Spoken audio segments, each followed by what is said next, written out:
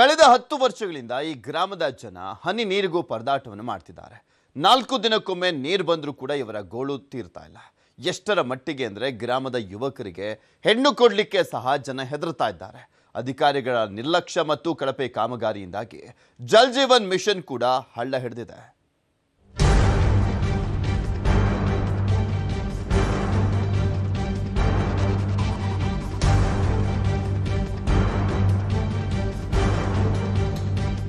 ಗುಂಡಿ ಮಿಕ್ಸ್ ಆಗುತ್ತೆ, ಅದನ್ನು ಜಾಲರಿ ಇಕ್ಕೊಂಡು ನೀರದು ಸೋಚಂದು ನಾವು ಕುಡಿಬೇಕಾಗುತ್ತೆ. ದಿನನಿತ್ಯದ ಸಮಯದಲ್ಲಿ ಅರ್ಧ ಸಮಯ ನಾವು ನೀರಿಗೋಸ್ಕರನೇ ಕಾಯ್ಬೇಕಾಗತ್ತೆ.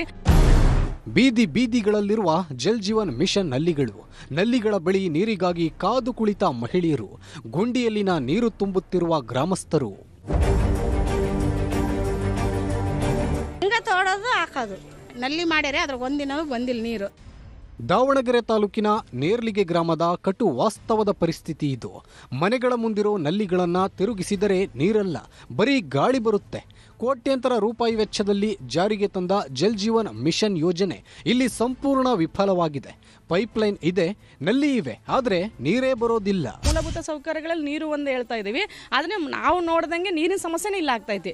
ನಮ್ಮ ದಿನನಿತ್ಯದ ಸಮಯದಲ್ಲಿ ಅರ್ಧ ಸಮಯ ನಾವು ನೀರಿಗೋಸ್ಕರನೇ ಕಾಯ್ಬೇಕಾಗತ್ತೆ.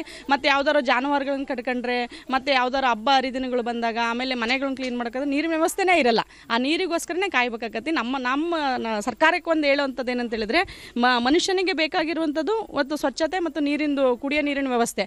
ಇಲ್ಲಿ ಪಂಚಾಯತಿಯಿಂದ ಫಿಲ್ಟರ್ ನೀರು ವ್ಯವಸ್ಥೆ ಮಾಡಿದ್ರು, ಒಂದು 2 ವರ್ಷ ಬಂತದು. ಆಮೇಲೆ ಏನಾಯ್ತು, ಅದು ಮಿಷನರಿ ಕೆಟ್ಟೋತು ಅಂತ ಹೇಳಿ ಮತ್ತೆ ಏನಾಯಿತು, ಮತ್ತೆ ಬೋರ್ವೆಲ್ ನೀರು ಹೋಗೈತೆ ಅಂತ ಹೇಳಿ ಅದು ನಂಗೆ ಡ್ರಾಪ್ ಔಟ್ ಮಾಡಿದ್ರು. ಹನಿ ನೀರಿಗಾಗಿ ಗ್ರಾಮಸ್ಥರು ನಲ್ಲಿ ಬಳಿ ಗುಂಡಿಗಳನ್ನು ತೋಡಿ ಜಿನುಗುವ ಕೊಳಕು ನೀರನ್ನ ಕೊಡಗಳಿಗೆ ತುಂಬಿಕೊಳ್ಳುವ ಅನಿವಾರ್ಯತೆ ಎದುರಾಗಿದೆ. ಈ ಗ್ರಾಮದಲ್ಲಿ ನೀರು ತುಂಬಲು ಪ್ರತಿಯೊಂದು ಮನೆಗೂ ಒಂದು ತಳ್ಳೋ ಗಾಡಿ ಬೇಕೇ ಬೇಕು. ಹೆಣ್ಣು ಮಕ್ಕಳು, ವೃದ್ಧರು ದಿನವಿಡೀ ಈ ತಳ್ಳೋ ಗಾಡಿಗಳ ಮೂಲಕ ನೀರು ಹುಡುಕುವುದೇ ದಿನಚರಿಯಾಗಿದೆ. 15 ವರ್ಷದಿಂದ ಇದೇ ಪ್ರಾಬ್ಲಮ್ ಆಗಿರೋದಕ್ಕಿಂತ ಇದೇ ನಮ್ಮ ಏಕಕಾಲೀನ ಒಂದೇ ಅಂತಲ್ಲ. ಗೊಲ್ಡಟ್ ಆಗಿರ್ಬೋದು, ಸುಗಲ್ಟ್ ಆಗಿರ್ಬೋದು, ಲಿಂಗಚಟ್ ಆಗಿರ್ಬೋದು, ಜೈರಟ್ ಯಾವುದೋ ಏನಿವನ್ ಎಲ್ಲ ಇದೇ ಪ್ರಾಬ್ಲಮ್. ಇವತ್ತು ನಮ್ದು ಏಕೆ ಒಂದೇ ಅಂತಲ್ಲ. ಈ ಗೊಲ್ಡಟಿಗೆ 1 ಕಿಲೋಮೀಟರ್ 1.5 ಕಿಲೋಮೀಟರ್ ನೀರು ದೆಬ್ಕೆ ಮಾಡ್ತೀವಿ. ಇದೇ ನೀರು ಪ್ರಾಬ್ಲಮ್ ಆಗಿದ್ದಕ್ಕೆ ಮೋಟ್ರ್ ಕೆಟ್ಟೋಗಿದೆ. ಈಗ ಒಂದು 3-4 ತಿಂಗಳಾಗಿದೆ, ಮೋಟ್ರ್ ರಿಪೇರಿ ಮಾಡೋಕ್ಕೆ ಆಗ್ತಿಲ್ಲ ನಮ್ಮ ಪಂಚಾಯತಿ ಒಳಗೆ. ಪಂಚಾಯತಿ ಒಳಗೆ ಏನು ಮಾಡ್ತಾರೆ ಸರ್, ಆ ಗುಂಡಿ ತಗೋಬೇಕು. ಈಗ ಗುಂಡಿ ತಕ್ಕಂದು ಆ ಗುಂಡಿಗಳ ನೀರು ಮಕ್ಕ ಆ ಚರಂಡಿ ನೀರು ಗುಂಡಿ ಮಿಕ್ಸ್ ಆಗುತ್ತೆ, ಅದನ್ನು ಜಾಲರಿ ಇಕ್ಕೊಂಡು ನೀರದು ಸೋಚಂದು ನಾವು ಕುಡಿಬೇಕಾಗುತ್ತೆ. ಅಂತ ಸಣ್ಣ ಮಕ್ಕಳೆಲ್ಲ ಕುಡಿದ್ರೆ ಅವ್ರಿಗೆ ಪ್ರಾಬ್ಲಮ್ ಆಗಿಕೊಡುವ ಬೇದಿ, ತಲೆನೋವು, ಜ್ವರ ಬರ್ತವೆ. ಇಷ್ಟೆಲ್ಲ ಕಷ್ಟಗಳ ಮಧ್ಯೆ ಗ್ರಾಮದಲ್ಲಿದ್ದ ಒಂದೇ ಒಂದು ಶುದ್ಧ ಕುಡಿಯುವ ನೀರಿನ ಘಟಕವು ಕಳೆದ 2 ವರ್ಷಗಳಿಂದ ದುರಸ್ತಿಯಲ್ಲಿದೆ. ಅದನ್ನ ಸರಿಪಡಿಸುವ ಸೌಜನ್ಯವನ್ನು ಯಾರೂ ತೋರುತ್ತಿಲ್ಲ. ಪರಿಣಾಮವಾಗಿ ಬಡ ಜನರು ತಮ್ಮ ದಿನದ ದುಡಿಮೆಯ ಹಣದಲ್ಲಿ ದಿನಕ್ಕೆ 10 ರಿಂದ 20 ರೂಪಾಯಿ ನೀಡಿ ನೀರನ್ನ ಕೊಂಡುಕೊಳ್ಳುತ್ತಿದ್ದಾರೆ. ಕಳೆದ 10 ವರ್ಷಗಳಿಂದ ಈ ಗ್ರಾಮಸ್ಥರು ಜನಪ್ರತಿನಿಧಿಗಳಿಗೆ, ಅಧಿಕಾರಿಗಳಿಗೆ ಮನವಿ ಸಲ್ಲಿಸಿ ಸುಸ್ತಾಗಿದ್ದಾರೆ. ಆದರೆ ಅಧಿಕಾರಿಗಳು ಮಾತ್ರ ಸ್ಪಂದಿಸುತ್ತಿಲ್ಲ. ನಾವು ಮದುವೆಯಾಗಿ ಬಂದು 14 ವರ್ಷ ಆಯಿತು. ಅವಾಗಿಂದನೇ ಇದೇ ಪರಿಸ್ಥಿತಿ. ಒಂದು ಹೆಣ್ಣು ಕೊಡೋಕ್ಕಾದ್ರೂ ನೋಡಿ ಕೊಡ್ತಾರೆ. ಆಮೇಲೆ ಹೆಣ್ಮಕ್ಳು ಗಾಡಿ ದಬ್ಕೊಂಡು ಹೋಗಿ ಗಂಡ್ಮಕ್ಳು ಕೆಲ್ಸಕ್ಕೆ ಹೋಗ್ತಾರೆ, ನಾವೇ ದಬ್ಬಬೇಕು.